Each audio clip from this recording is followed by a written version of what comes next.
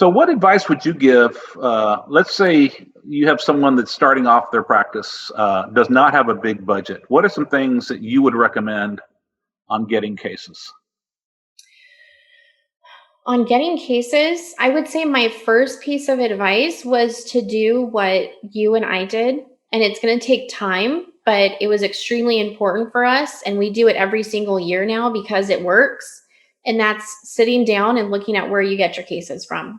Every single one of them. It is very tedious, but you can't figure out where you can be successful until you realize what has been successful in the past, so you can continue to do that, and then also see where have you not been successful and what should you not stop doing because it's not bringing you cases. Yeah. So that absolutely, that's something you taught me, and we do it every single year. And I think it's critical in determining what's working, what's not, what should we continue doing, and what should we not do anymore.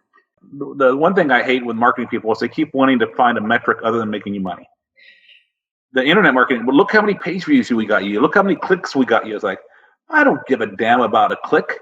I don't give a damn about an inquiry, a lead. How many cases that I wanted did I get, and how much money did I make them? Well, and because I can't deposit clicks. I can deposit settlement checks, and that's it. Agreed. And then when you talk about that, because you have to, if you have an agency, you have to talk to them about what new business came in and what didn't. It was funny when you hear, but if you spent more money. Yeah, it's always, what if you spent more money? So what were the biggest challenges for you moving in-house? Honestly, the biggest challenge was we made that decision in December, and January we had to start. Yeah, that's working with me. But I think the challenge was you don't want to do something like that and it not be a success. So the planner and organizer and me thought out, okay, we've gone through all the things that we do in terms of marketing throughout the year. So what do I need to tackle in the first quarter, second, third, fourth? Let me focus on that.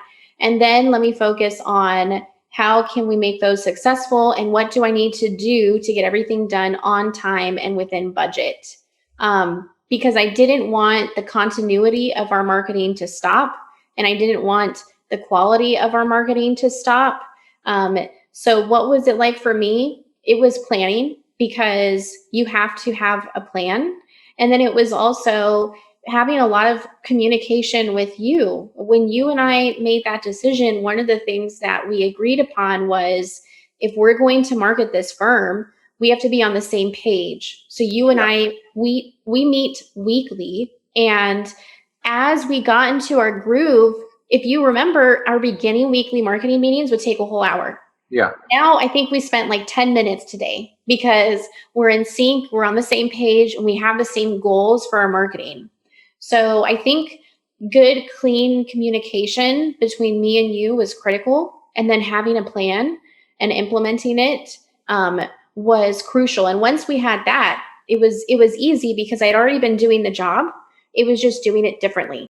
When you have an outside agency, they always have to justify their existence. They have to justify the fact that you're spending all this money. So they're always going to fight with you on, but we got you these calls, we got you these clicks, and they're always, but you've got to take that into account. And that's what whereas you're on our management team of the firm, you see not just the intakes, but you see the overall firm numbers. You talk about everything because you're part of our leadership team. We meet every week on that too.